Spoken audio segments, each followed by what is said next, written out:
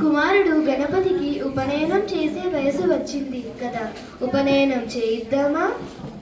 అటులనే పార్వతి.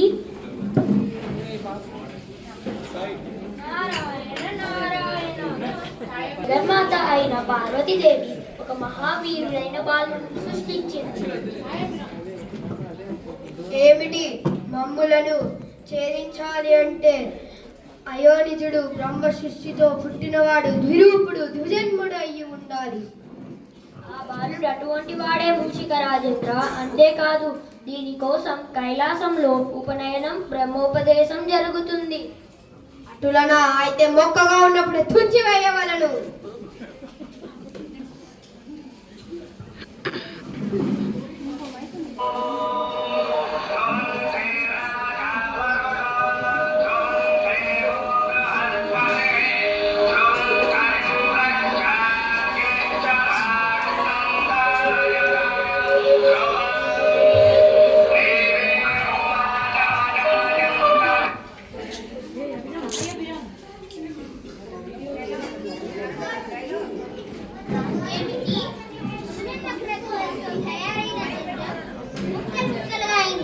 ఏమిటి? సువర్ణ క్రతువులతో తయారైన జంజం ముక్కలు ముక్కలుగా అయింది.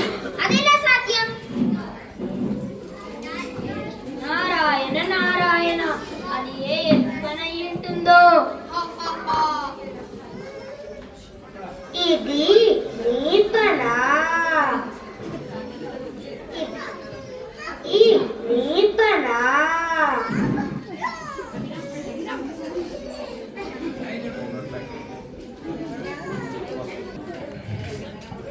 స్వామి గజానన, పరమేశ్వర, నాదొక మనవి. ఏమిటది?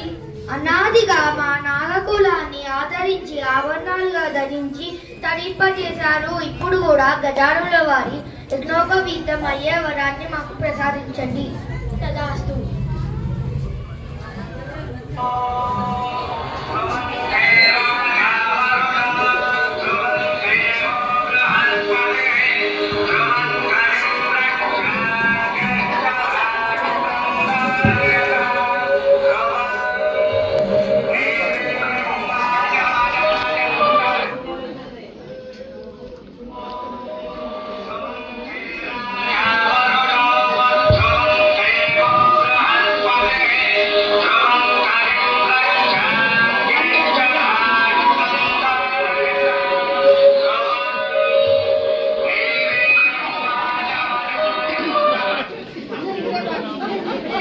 సంతోషిస్తున్నారా? అయితే బ్రహ్మోపదేశం ఎలా చేస్తారో నేను చూస్తా. చిరంజీవి గజానన, బ్రహ్మ విష్ణు శివునికి సమానమైన మంత్రం బ్రహ్మ ఉపదేశం. ఆ మంత్రం అతి రహస్యం. శ్రద్ధగా ఆలకించు. మహేశ్వర, తండ్రిగా మీరే మంత్రోపదేశం చెయ్యాలి గణపతికి. అటులనే రానాయన.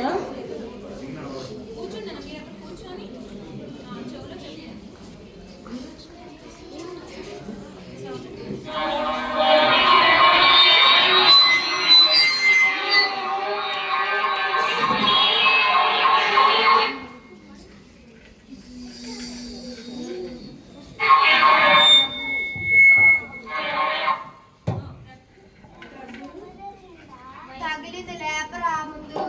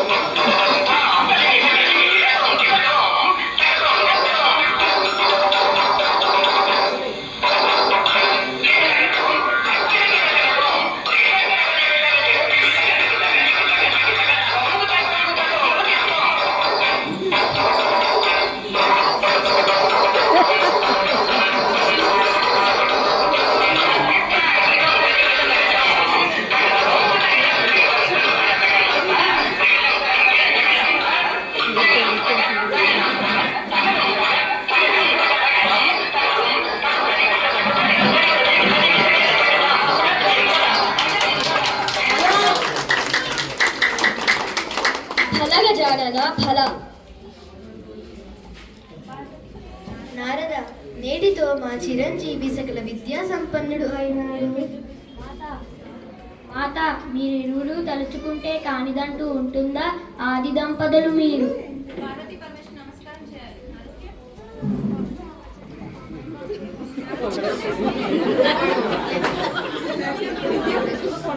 విద్యాభ్యాసం ముగిసింది. ఇక గజానుల వారిని తపోదీక్షకు పంపాలి.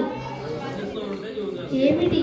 సుకుమారమైన నా కుమారుణ్ణి బ్రహ్మచర్య తపోదీక్ష నేను పంపను.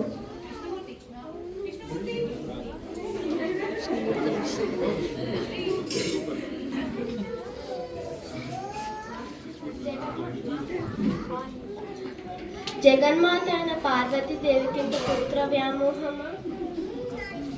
పార్వతి, మన కుమారుడు మూషిక అసులను వధించడానికే జన్మించాడు కాబట్టి బ్రహ్మ దీక్షపరుడు అని ఉండాలి కదా. ఆలోచించకుండా పంపించండి. మాతృత్వం అనే మమకారంతో నా కర్తవ్యాన్ని మరిచిపోయాను స్వామి. నాయన గజానన, అచంచలమైన భక్తితో బ్రహ్మచర్య తపో దీక్షను పూర్తి చేసుకొని రా.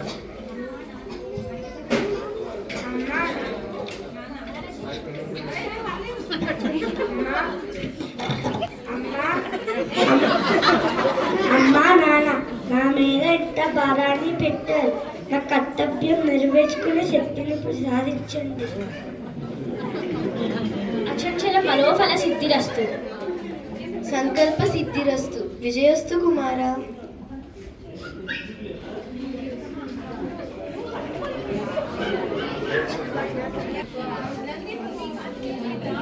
పరమేశ్వర, నాలోకం మీ తపస్సు అయ్యేంత వరకు మా సర్పకుమారులు కాపలా ఉండడానికి అంగీకరించండి.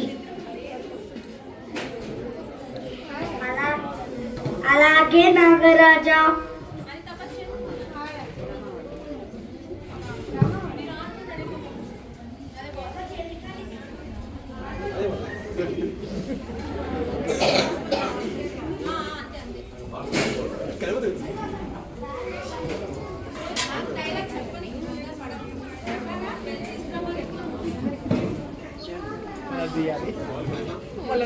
పోయి ఆ బంతిని తీసుకొనిరా.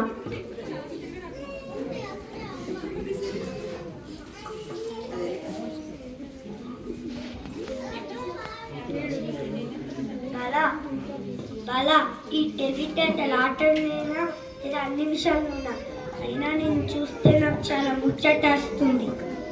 నేను అన్నిటిలోనూ మీరున్నా. అవునా?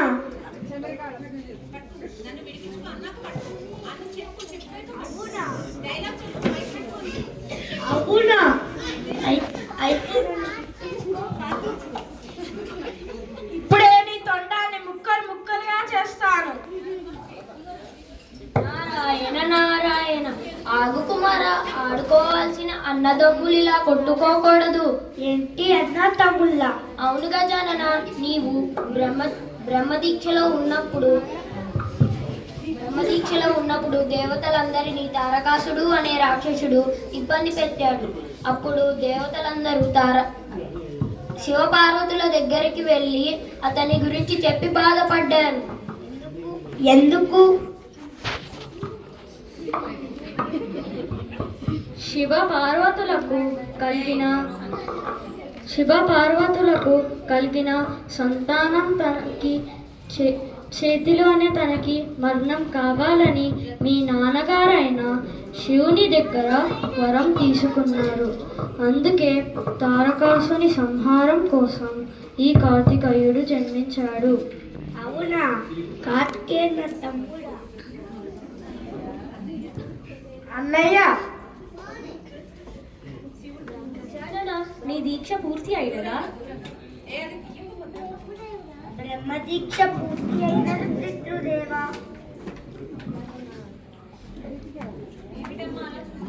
ఏమిటమ్మా అలా చూస్తున్నావు?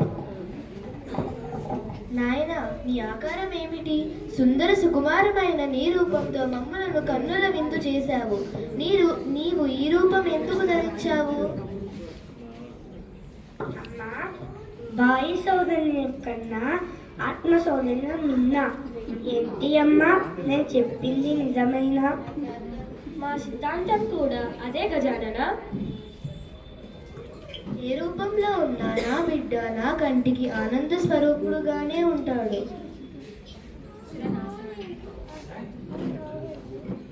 అసుర నారాయణ నారాయణ. అసుర నాశనానికి కావాల్సిన అన్ని అర్హతలు గజానుల వారికి సిద్ధించినట్లే. ముందుగా ప్రపంచంలోని సర్వశక్తులు సంభ్రాంతం కావాలి. గణాధిపత్యాన్ని జరిపిద్దాం. గణాధిపత్య మహోత్సవం అంగరంగ వైభవంగా జరిపిద్దాం. అమ్మ, అన్ని ఏర్పాట్లు నేనే చేస్తాను.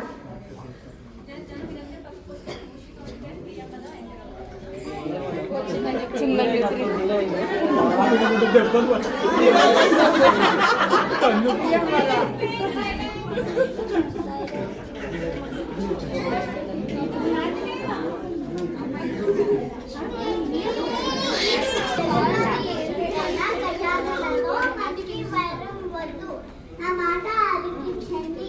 తగు మనకు స్వామి. చాలింపు నీవే, వాదింపు వాదంపు.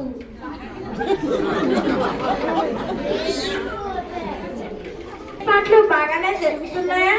జరుగుతున్నాయి, కానీ ఏమిటి నంది చెప్పు. ప్రభు, అందరూ మీకు గణాధిపత్యం పదవి చేస్తే బాగుంటుంది అని అంటున్నారు. నంది, ఇది మీ అభిప్రాయమా లేక ప్రజల అభిప్రాయమా? ఇది నా అభిప్రాయం కాదు ప్రభు, ప్రజల అభిప్రాయం. అయితే ఆలోచించాలి.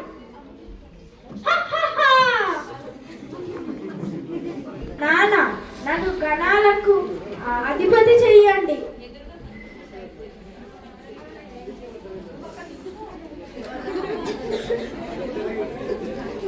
ఎందుకు పుట్రా?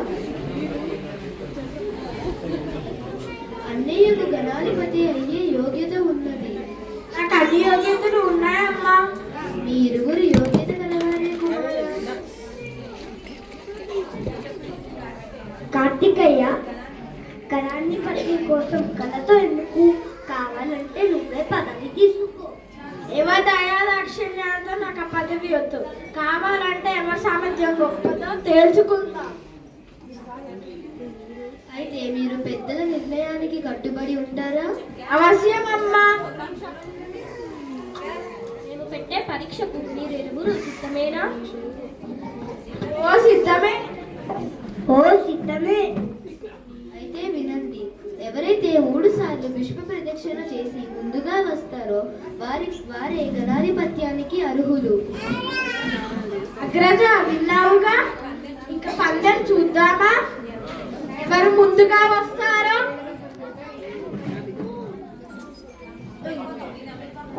అమ్మా, నాన్న,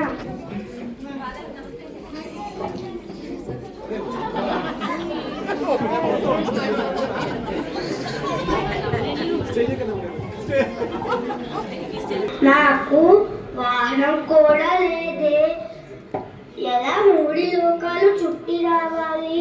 అమ్మ, నీ ఆంతర్యం అర్థమైంది.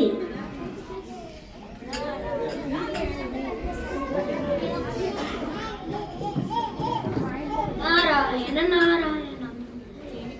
ఏమి గజానన, పందెం అనగానే తల్లిదండ్రులకు పాదాభివందనం చేయకుండానే తను మయూరి వాహనం ఎక్కి కార్తికేయుడు వెళ్ళిపోయాడు. నువ్వు ఇంకా ఇక్కడే ఉంటే ఎలా గజానన?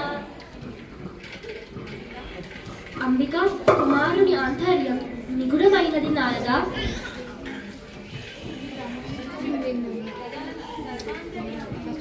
సర్వాంతరాయమైన నీకు తెలియని ఆంతర్యమా?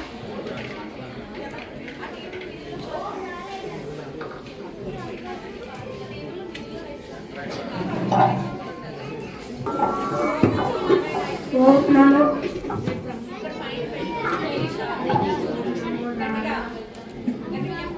ఓం నమో నారాయణాయ నమః. ఓం నమో నారాయణాయ నమః. ఓం నమో నారాయణాయ నమః. ఓం నమో నారాయణాయ నమః. ఉన్నారా?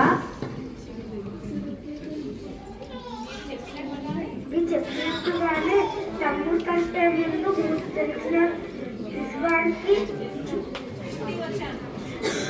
వచ్చాడు. నారాయణ నారాయణ, ఇక్కడే మా కళ్ళ ముందే ఉన్నావు కదా, ఎప్పుడు విశ్వానికి 3 ప్రదక్షిణాలు చేసి వచ్చావు. నారదుడి సందేహం లోక సందేహం గజానన.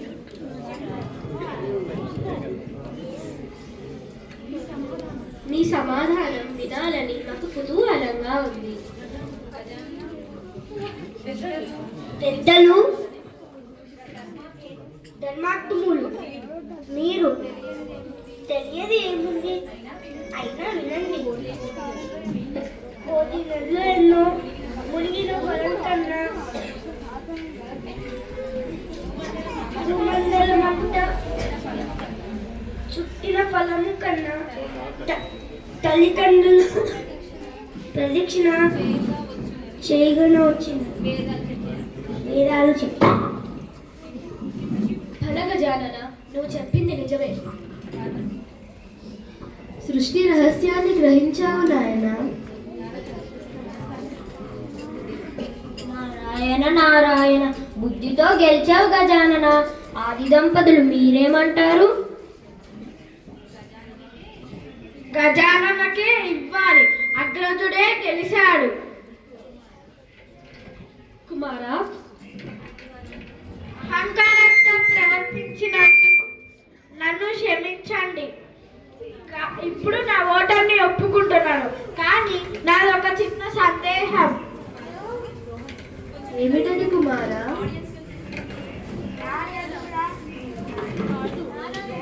నారాయణ నారాయణ, ఏముంది, అగ్రజుడికి నాలాగా వాహనం లేదు కదా, ఎప్పుడు విశ్వానికి 3 ప్రదక్షిణాలు చేసి వచ్చావు. అదే నా సందేహం. ఆ సందేహం నీకు గజాననే చెప్తాడు.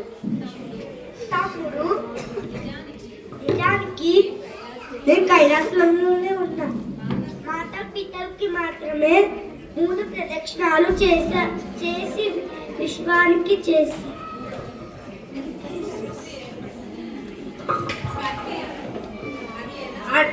అది ఎలా?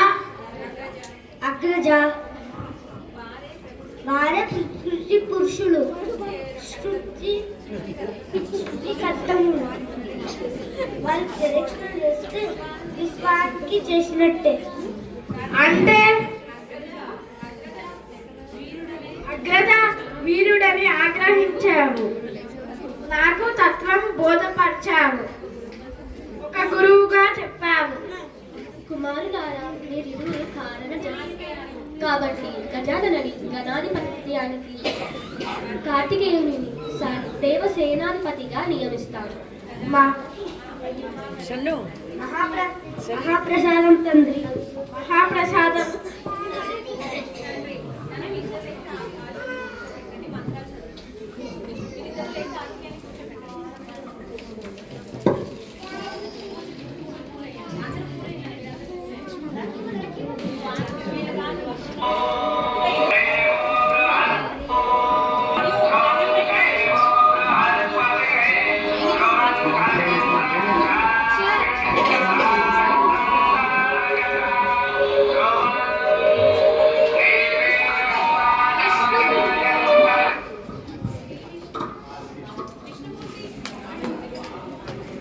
లోక కళ్యాణం కోసం అవతరించిన గజానందకి అగ్రస్థానాన్ని అన్ని గణాలపై ఆధిపత్యం ఇస్తున్నాం.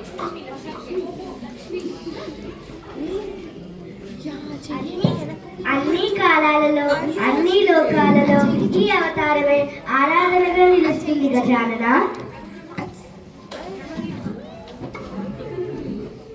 ఇక నుండి యజ్ఞాలలో అన్ని కార్యాలలో మొదటిగా గణపతిని పూజించేయాలి అని ఆజ్ఞాపిస్తున్నాను.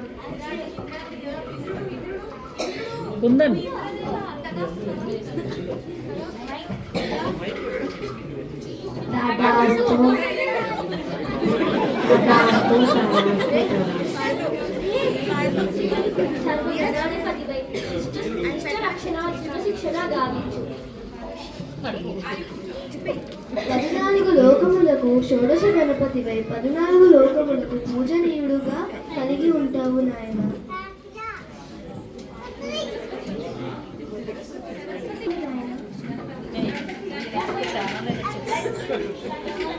ధన్యుణ్ణి.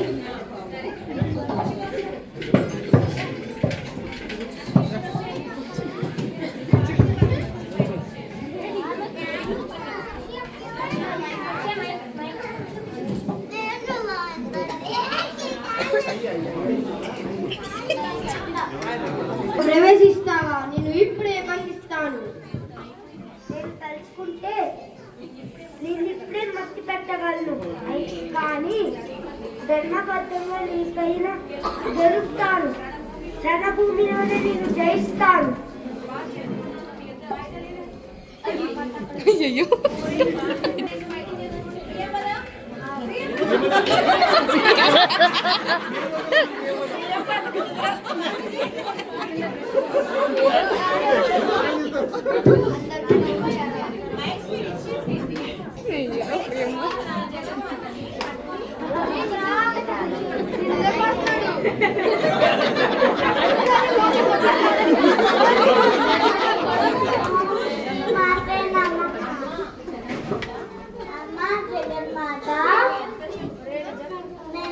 చెప్తున్నా వినకుండా నా పతిదేవుడు గజాననంతో యుద్ధం చేస్తున్నాడు.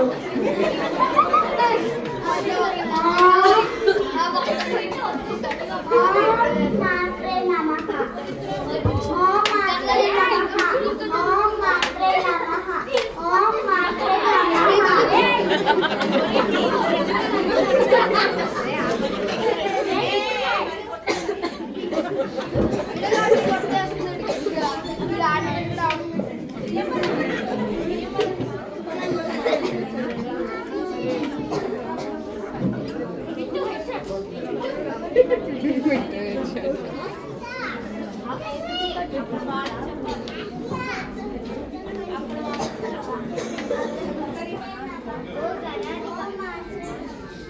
ఓ గణాధిక,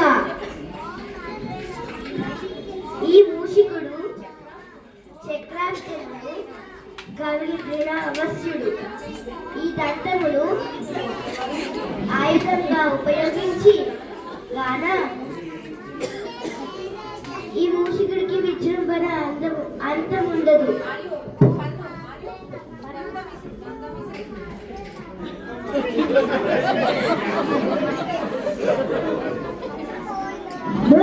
ఇప్పుడు మూషికుడి మీదకి గజానుడు తన గంటాన్ని విరిచి ప్రయోగిస్తాడు.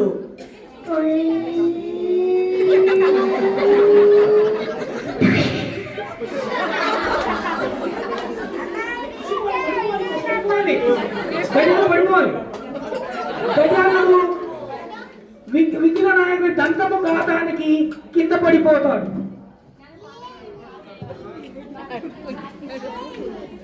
పార్వతీదేవి ఇప్పుడు తన గాజుని ప్రయోగిస్తుంది.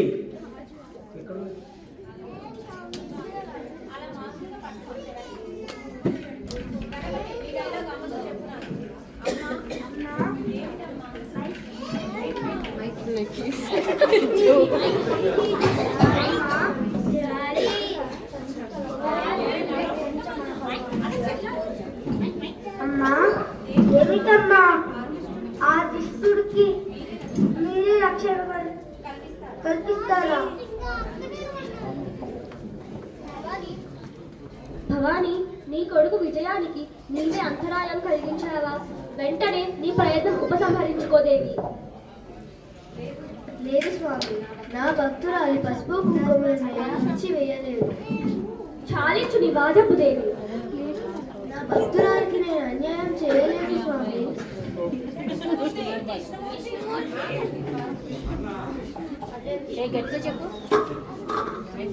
ఆమె విషయం పార్వతీలు ఇరువురికి కలం తగదు. మా పరాశక్తి లోకమాత వినాయకుడి జన్మకి కారకులైన నీవే ఈ సమస్యని పరిష్కరించాలి.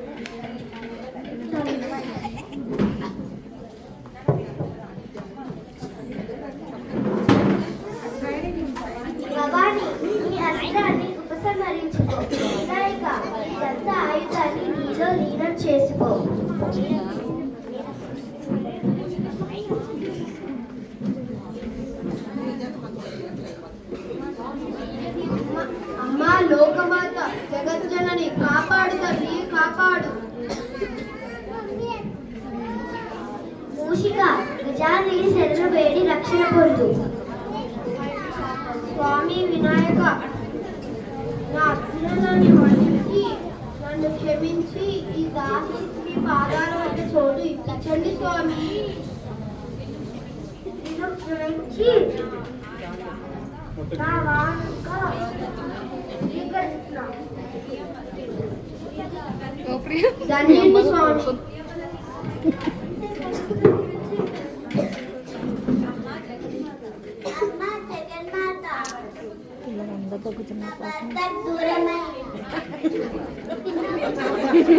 నా భర్తకు దూరమైన నేను ఎలా ఉండగలను? ప్రియంవద చింతించకు, ప్రియంవద చింతించకు. నీవు వినాయకుడి క్షేత్రమై ఉండి నీ భర్త వద్దనే ఉంటావు. మహాప్రసాదం తల్లి. నాయనా వినాయక, నీవే నేను, నేనే నీవు. ఇప్పటి నుండి నాకు నీకు ఒకే విధంగా పూజలు జరుగుతాయి. ఇక నుండి నీవు విఘ్నేశ్వరుడిగా పూజింపబడతావు. నీ చరిత్ర శ్రీ వినాయక విజయంగా ప్రసిద్ధమవుతుంది, లోక ప్రసిద్ధమవుతుంది. శుభమస్తు, విజయోస్తు, అవిఘ్నమస్తు.